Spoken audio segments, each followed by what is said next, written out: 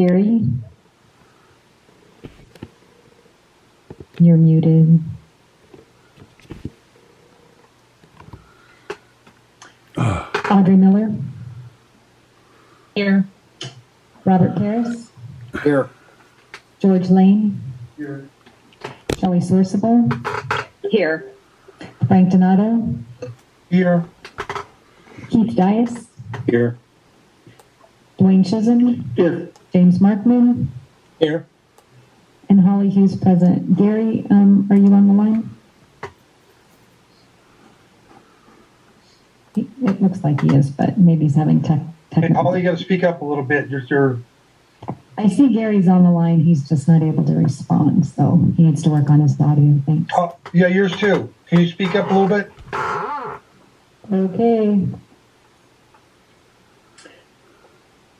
Thank you very much. Item 3, voluntary public roll call. If any member of the public wishes to introduce themselves, please feel free to do so now.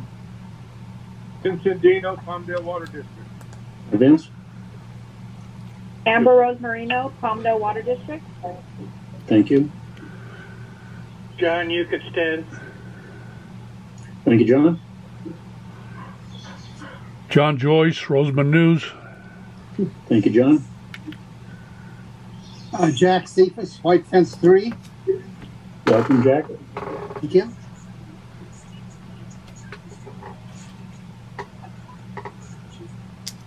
Anyone else? Gary Van Dam's here. Thank you, Thank Gary. you. Item 4, public comments and period open to the public. If anyone wishes to address the board on any item not on the agenda, please feel free to do so now.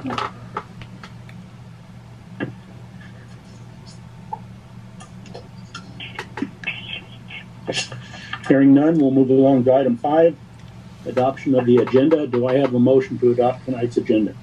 Mr. President, this is Rob, I move to adopt the agenda. Thank you, Rob. Do we have a second? I'll second. Thank you. This is Shelley. Thank you, Shelley. Roll call vote, please. Gary Van Dam, Yes. Audrey Miller, Yes. Robert Paris, Yes. George Lane, Yes. Shelley Sorcible, Yes. Frank Donato, Yes. Keith Dias. Yes, the measure passes. Thank you. Item 6, consent calendar. Do I have a motion to approve tonight's consent calendar? This is Director Sorcible. I'll move to approve the consent calendar. Okay.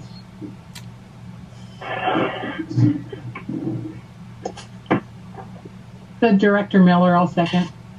Thank you, Audrey. Roll call vote, please. Gary Van Dam, Yes. Audrey Miller, Yes. Robert Paris, Yes. George Lane, Yes. Shelley Sorcible, Yes. Frank Donato, Yes. Keith Dias. Yes, the measure passes. Thank you.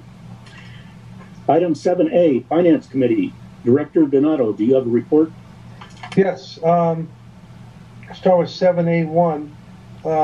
We have a consideration of possible action to approve the purchase order of Calogen Carbon Corp for the replacement of GAC filters.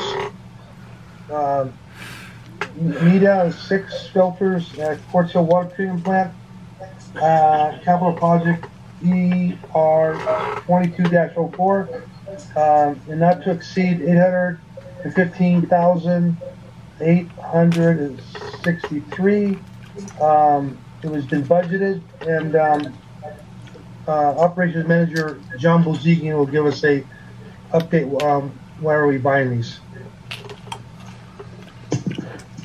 Good evening, directors. Okay, so we went over this with Finance Committee yesterday pretty extensively as part of the board approved 2021-2022 capital asset replacement budget. I'll be presenting project ER 2204, which Frank mentioned, and that is a replacement of GAC filter media in filters 19 through 24 at the Quartz Hill plant. As you recall from past projects of this type, All of our treatment plant filters consist of 10-inch layer of sand and a 38-inch layer of granular activated carbon, GAC carbon media. And this media typically lasts about 10 to 12 years, depending on plant flows and raw water quality. And for the past 4 years, Avek has been doing this rotational replacement. We don't want to do it all at once. So we did the Roseman plant, we did the East Side plant, and we've done 75% of the Quartz Hill plant, 18 of the 24 filters at Quartz Hill. We would like to complete that this year. And with that completed, we won't begin the rotation again until probably 2027 or 2028. So we sent out a RFP to the two, believe it or not, there's only two carbon suppliers that supply domestic carbon in the United States, and that's Calgon Corporation and Cabot Norit Americas. And in the past, Calgon has done all of the media replacement for us. They've always been the lowest bid. Norit last year said they would supply only the material but not the labor, and their material was more than Calgon's whole price with labor and material. So this year it wasn't surprising that Norit said they just weren't interested in putting in a bid. So it looks like Calgon is the only bid that we have. When we budgeted $800,000 for this project, we took previous budgeted amounts for the work that was done, added a 10% escalator, and thought we'd be pretty close. But with the supply chain problems that we've seen during the pandemic, the trucking of this material, it does come from Pennsylvania, is higher. And also, Calgon is not going to remove the old media themselves this year as they have in the past. The labor is too much for their equipment, so they're going to hire an outside contractor for removal. So with that being said, we're a little over budget. We're about $15,863 over budget on this amount, on this item. But the good news, I guess, if there is some good news, is that of the asset replacement projects that have already been approved by the board this fiscal year, we're tracking almost $54,000 under budget. So that $15,000 overage will be absorbed through our under budget amount. And with that being said, we ask that the board consider awarding this job to Calgon Carbon. I'll move on the motion of 7A1 that we approve the $815,863. Mr. President, this is Rob. I'll second that motion. Thank you. Any more discussion or questions? Yeah, I want to thank John. That was a very elaborate and understanding presentation, and it's just amazing that everybody wanted to go into GAC, and we only have one bidder. I mean, it's crazy how things have changed. Just amazing. Right.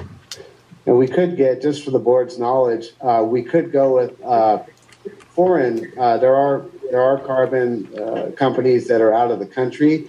The problem is that you're never quite sure of the quality control, and so we've always stuck with the domestic product because we know exactly what we're getting. Well, it's John. It's a good idea to buy home anyway. So. Yeah, Gary. John, I was wondering, can we buy a little extra so we don't run up against the wall next year? Well, we won't be replacing any carbon until they'll be 100% complete this year now. So we won't be purchasing any more until 2027 or 2028. By then, hopefully, things have settled down a little bit. I'm sure it'll be a little bit higher, but it's tough to score. It's a tremendous amount of carbon. These carbon comes in 2-ton super sacks, and it'd be a big storage problem. I wish we had the room to store it, but we just don't. Well, thank you very much for the report, John. We have a motion and a second. Could I have a roll call vote, please? Gary Van Dam, Yes. Audrey Miller, Yes. Robert Paris, Yes. George Lane, Yes. Shelley Sourceable, Yes. Frank Donato, Yes. Keith Dias. Yes, the measure passes. Thank you. Item 7B, new projects, funding source, and grants committee. Director Paris, do you have a report? I believe I'm going to turn that over to our general manager. Okay. Thank you, Director Paris, Board President Dias, and members of the board. The item before you tonight is consideration as to whether to continue or discontinue the public services agreement that we have with Townsend Public Affairs. As the board may remember, the agency entered into a public service agreement with Townsend Public Affairs back on March 1st of 2018. And under that agreement, Townsend was supposed to provide legislative advocacy and grant funding consulting services. They've been working with the agency for the last couple of years for projects like the STEP Phase 2 project and also the East Water Bank Expansion project. To date, we have not been successful in receiving any grant funding for either of these projects. Their public service or their professional service agreement expired on 8/31/2021. Townsend has offered to continue to provide service at no cost to the agency.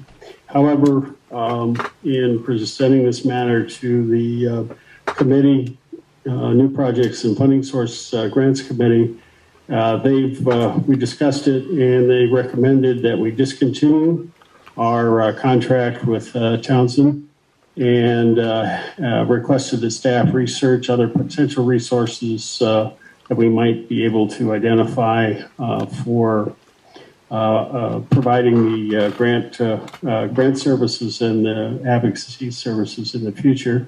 And they've requested that this matter be referred back to the committee and for future consideration, and that we discontinue our professional service agreement with Townsend Public Affairs. Happy to answer any questions that you may have.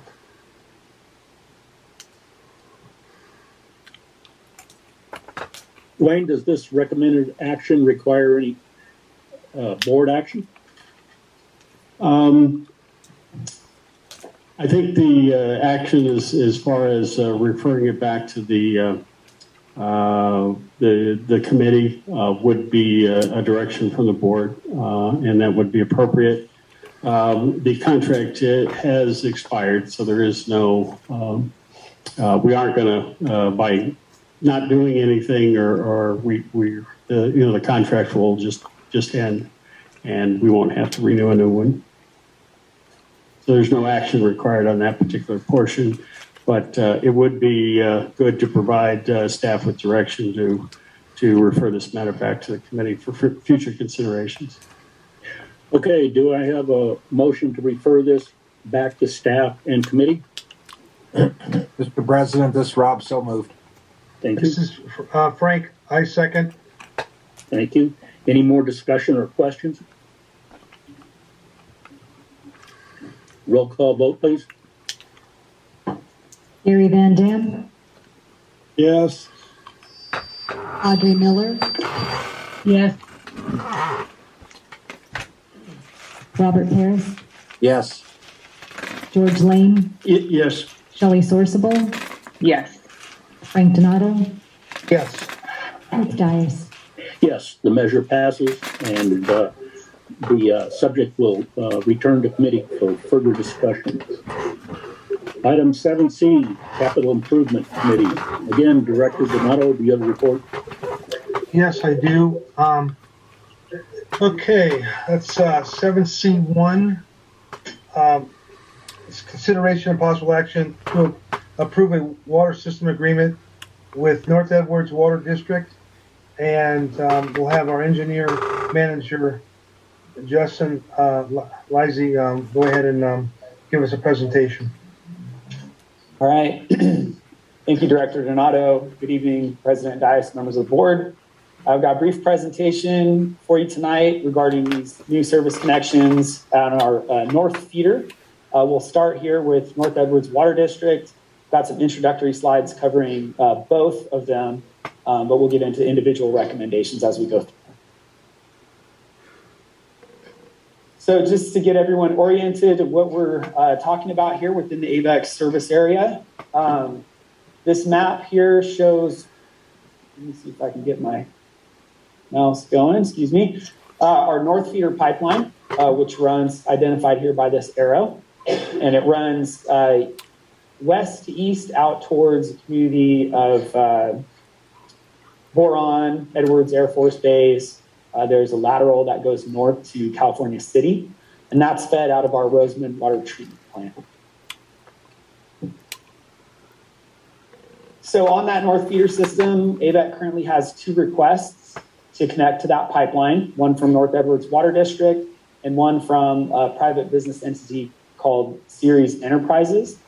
North Edwards Water District is requesting this connection due to poor water quality in their existing wells. And because of that, they are facing some increasing pressure from the State Water Resources Control Board to remedy that situation.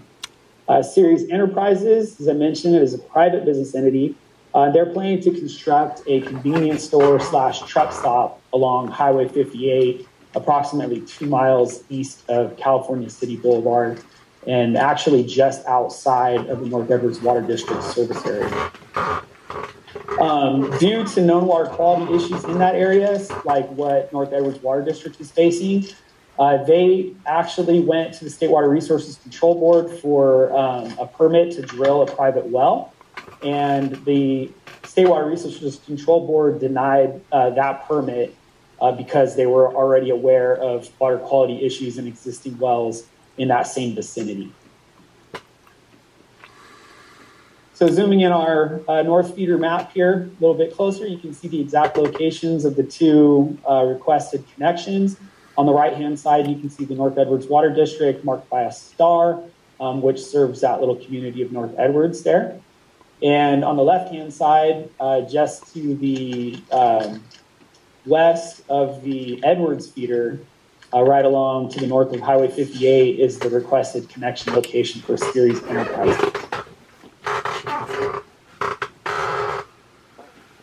So getting into just North Edwards Water District here for a second, they have submitted their application for water service connection and deposit in accordance with our rules and regulations for water service. They're requesting a 4-inch connection and estimating their annual demand to be about 75 acre feet. They've already prepared construction plans and specifications, which have been reviewed by Avek. Those are acceptable to us. They also prepared an easement document, which grants Avek an easement over the pipeline and turnout, which is going to be located in the North Edwards Water District operations yard. And Avek's legal counsel reviewed that easement in its final form and have found that to be acceptable as well. Just a couple weeks ago, North Edwards Water District Board approved and executed the water service agreement on their end and returned that executed agreement back to Avek for action by us. So tonight, the recommendation for agenda item 7C1 would be to authorize the general manager to execute our standard water service agreement with North Edwards Water District, as well as the associated grant of easement documents. I'd be happy to answer any questions on the North Edwards connection now.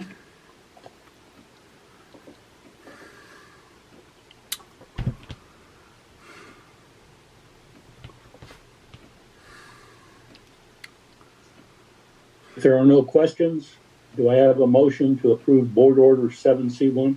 This is Frank. I'll move on 7C1 that we approve the recommendation for staff. This is Shelley. I'll second. Are there any more questions or discussion? Could we have a roll call vote, please? Gary Van Dam, Yes. Audrey Miller, Yeah. Robert Paris, Yes. George Lane, Yes. Shelley Sorsable, Yes. Frank Donato, Yes. Keith Dias. Yes, the measure is approved. Thank you very much. Thank you. So moving on to item 7C2, you don't mind, Director Donato. Go ahead. We have Ceres Enterprises. They have also submitted their application for water service connection and deposit in accordance with our rules and regulations. They're requesting a 2-inch connection and estimating an annual demand of about 17 acre feet. They're currently preparing construction plans and specs to be reviewed by Avek. This one was a little bit different, and the committee had quite a bit of good input on this particular water service agreement. Because of our status as a supplemental water supplier and the fact that Ceres, unlike North Edwards, who has their own backup supply of wells, Ceres, because they denied a private well option, do not have a backup. And so the committee made some recommendations on the conditions for approval of this water service agreement, and those conditions are listed here. That Ceres should provide 10 days of on-site backup storage, which is in addition to their required fire flow storage, to using hauled water as a secondary backup supply if there's an event where Avek is out for longer than 10 days or the amount of their storage due to either planned or unplanned outages or drought-related curtailments of deliveries. So those were good incorporations into the agreement. We did include those into the final version of the water service agreement, and Ceres Enterprises has executed the water service agreement with those conditions included. So this is just a snapshot of the standard conditions for approval with the 2 items at the end, 6 and 7, regarding the backup water supply and the contingency plan for hauled water included within that agreement. And with that, if there are no further questions, the committee and staff would recommend the board authorize the general manager to execute the standard water service agreement with Ceres Enterprises. Where is Ceres located at? That's just next to the Edwards feeder, about 2 miles to the east of California City Boulevard. The actual private business entity address, I think, is in Bakersfield.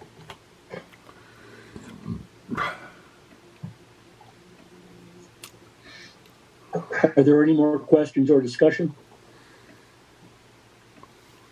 If not, could I have a motion on Board Order 7C2? Also move, Mr. President. This is George. Thank you. This is Frank. I'll second it. Thank you. Could we have a roll call vote, please? Gary Van Dam.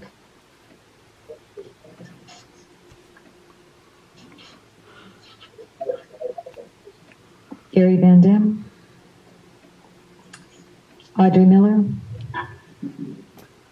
Yeah. Yes. Robert Harris. Yes. George Lane. Yes. Shelley Sorsable. Yes. Frank Donato. Yes. Keith Dias. Yes. Yes. Thank you, Gary. Measure passes unanimously. Mr. President, this is Shelley Sorsable. Yes. May I make a comment? Certainly. I just wanted to commend the committee for making those additional recommendations to that agreement. It's a great addition to that agreement. Thank you. I agree with you. Thank you very much. Item 8, General Manager's Report. Dwayne? Thank you. Thank you, Board. There you go. There you go. Thank you. Thank you, Board President Dias, members of the board. This is General Manager's Report for September 28th, 2021. Our Northern California forecast is they're expecting a little bit of rain, not much, but anything will be better than what we've had in the past. So we're looking at that in the northern region that we show here. This graph here shows you a little bit. We're just finishing up the water year, and you can see we got about looks like about 0.8 inches of rain in September, which is about average, which is better than it's been in the last couple of months. And next year, in October, we start the new water year.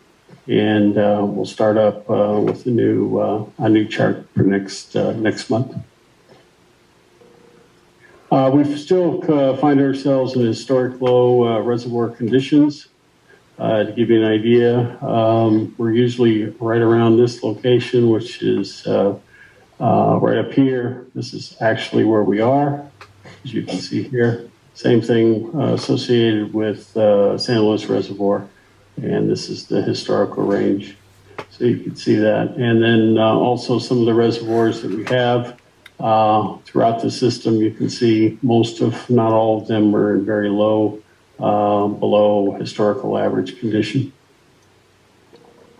As we look closer into the Oroville Reservoir, you can see the same graph here. We currently have 289 acre feet of storage, about 22% of its total capacity and 36% of its historical average. The target that DWR wanted to maintain was about 800,000 acre feet of storage by the beginning of October, so they're going to fall short of that goal, but they're going to be fairly close. St. Louis Reservoir's graphs way down here. As you can see, we're at some of our historical lowest levels, and we currently have 256,000 acre feet of storage, about 13% of the historical average and 27%, 13% of the total capacity and 27% of our historical average. The facilities that you see here, both on the east side water bank and the west side water bank. As far as water banking goes, we're just putting a little bit of water in the east side water bank and then also removing it. So it's not staying in very long, primarily for water quality reasons.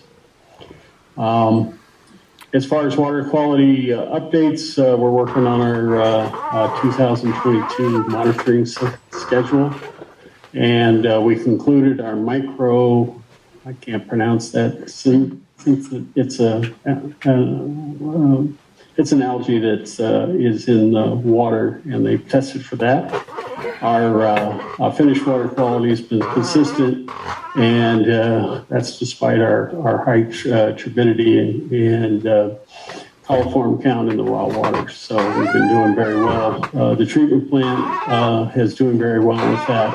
And this is where those new carbon that we have and some of the other filters have really helped and assisted us in maintaining our water quality. As far as operation and maintenance, we're currently operating about 60% of our well capacity at the west side water bank. Bench Ranch is currently being repaired and expected to be back on operation by the end of the month. And the repair work for that leak that we have on the north feeder is scheduled for January of 2022. The winter treatment plant maintenance projects are currently being scheduled, so we're preparing for our winter shutdown period. We have no cases of COVID-19 to report. As far as events and schedules, we have our AB State Water Contractors board meeting on 10/14 at 6 p.m. And then our AB Water Master meeting is on 10/27/2021 at 10 p.m. My schedule is I'll be in the office the next couple of weeks. Be happy to answer any questions that you may have. Dwayne, a question here. Yep. On the east, on the east side water treatment plant, so that's being banked in extracting the bank rather than going through the treatment plant. Correct, and we're because the flow to the treatment plant has been reduced. I'll ask John to come up and give you. I guess the question would be cost-wise, how they would compare. The main reason we're doing it is that we find that by blending groundwater with the treated state project water, we can reduce THMs.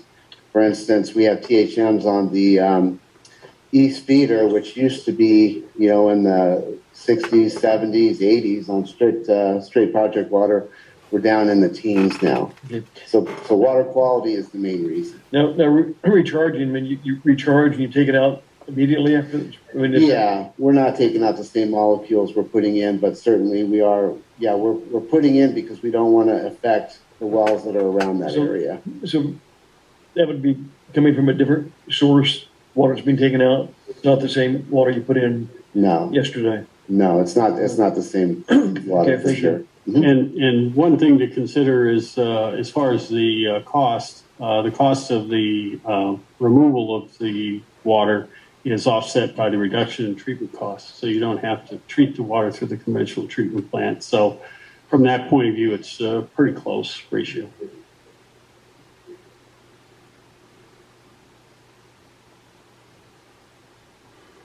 Are there any more questions for Dwayne?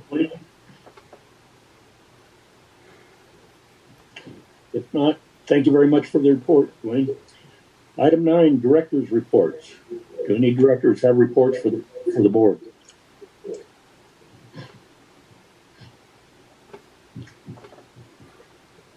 If none, we'll move along to item 10, attorney's report. Mr. Markman.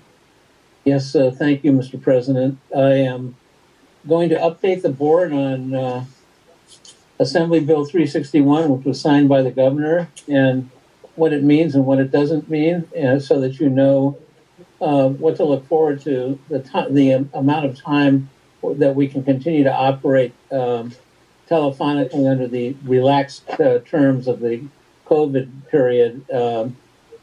It's questionable how long it could go, but basically, if we do what we have to do monthly, which I'm going to speak to in a little while, you'll be able to do this until, as of now, January 1st, 2024. But that depends on two things continuing to be true. And so the bill provides that in order to continue to relax the Brown Act standards for teleconferencing, that you have to be in a declared emergency. We are still in the declared emergency over the pandemic. If the governor rescinds that or that goes away, then your ability to have these kind of meetings we've had the last year and a half also will go away. And a second requirement is that this board has to be influenced by present regulations at the local level. They don't explain what that means, but for me it means the county or Avek, to the effect that you think there's a significant health hazard or safety hazard that should let you continue to worry about social distancing. That's the exact phrase. So as long as you're doing that, or the county's doing it, and you are doing it now because you still have an adopted COVID plan that does that, you're entitled to go on with meeting the way you are. So with that, and with that, you might want to revisit in your mind what used to be and what you don't have to do to teleconference these meetings. And there's a lot of things you don't have to do. First, you don't even have to have a physical location for the meetings where people can come who want to attend. Secondly, you don't have to have a certain number of directors who are within the jurisdiction, the Avek jurisdictions, to participate in teleconferencing meetings. You do have to recognize the locations in your notice or agenda, but you don't have to make the teleconference locations. Well, you don't even really have to do that. You don't have to make those locations accessible to the public under the Brown Act if you do this. All the remote locations have to be listed. The person on location, which is a board member, usually has to be provided a notice and to post it on the door so people can find the meeting. And then if people want to attend the meeting, you have to let them in wherever you are. None of that applies under the present restrictions or lack of restrictions because of the pandemic situation. The bill also does some things that I think you already do well, and I'll go over what they are. First of all, you have to allow any member of the public who wants to get access and speak at this meeting to do so either telephonically or through Zoom or some other methodology, which you do. you have to let them speak in real time. That means you can't request people or force people to file any comments they want to make before the meeting occurs in writing or otherwise. So there has to be a real-time opportunity for them to participate. All of your motions must be adopted by roll call vote. And the other thing is that you have to let people talk remotely until they're done. You can't cut them off and take an action while people still want to speak to the item remotely. So you have to allow a reasonable amount of time per agenda item to allow people to do this in real time. And then finally, they have codified what I think everybody does and runs into the situation.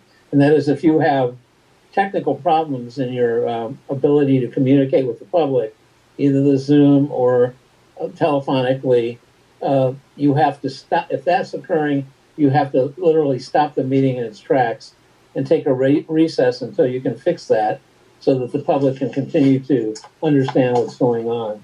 So those are generally speaking the rules that apply.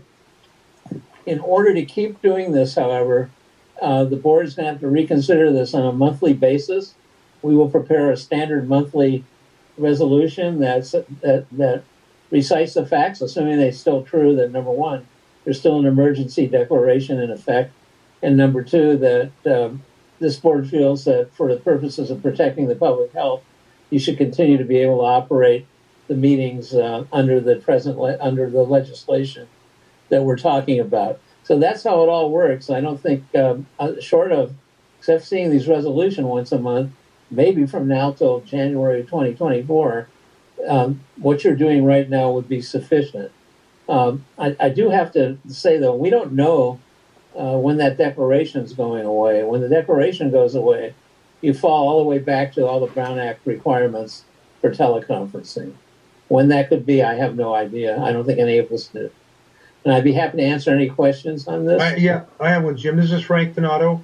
Yeah, Frank. You know, what you said, can you, I think our meetings are being run that way right now, pretty much. I mean, besides the posting and what you just said, but I mean, the actual physical meeting, I think, aren't we pretty much doing that, what you just said?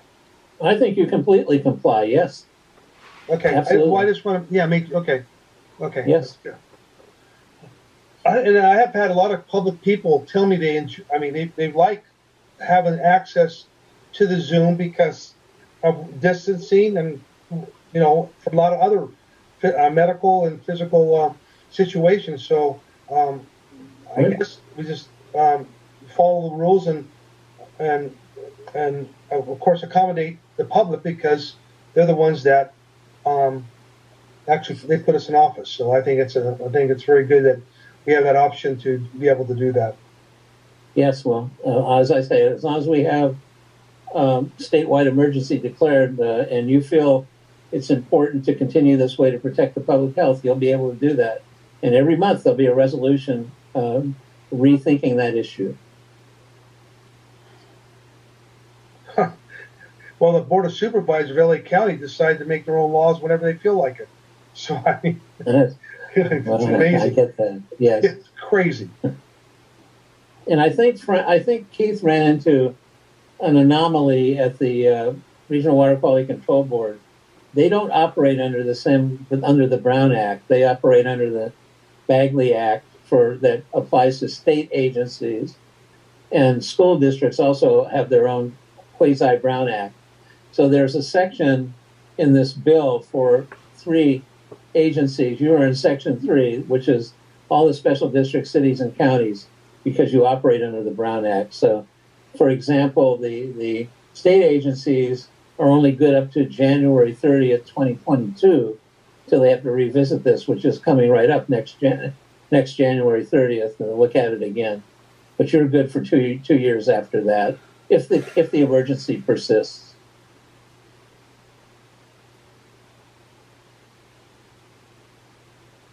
Thank you very much, Jim. Are there any more questions or discussion? Well, are we going to have an action on this in the coming agenda, or now? Yes. What direction do we go? We'll have the first of those every 30-day resolutions on the first meeting agenda for October, and we'll just continue them same resolution every month, so long as the board feels like the situation calls for it. Every month it needs to be adopted to continue that way to the next meeting. So yes, you'll see that. Thank you very much. If there are no more questions, we'll move along to item 11, request for future agenda items.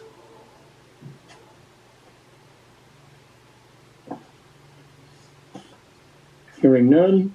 Item 12, closed session. Dwayne, do we have reason to go into closed session tonight?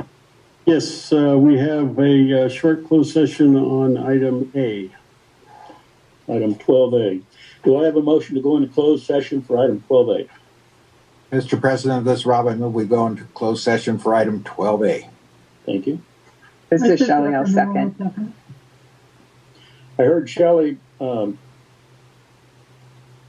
fine. I yield to Shelley. Okay. Thank you. Roll call vote, please. Larry Van Dam, Yes. Audrey Miller, Yes. Robert Paris, Yes. George Lane, Yes. Shelley Sorsable, Yes. Frank Donato, Yes. Keith Dias. Yes, the measure passes. We'll go into closed session for item 12A as soon as Holly can transition us. Okay, if you're prompted to join, please hit the join button.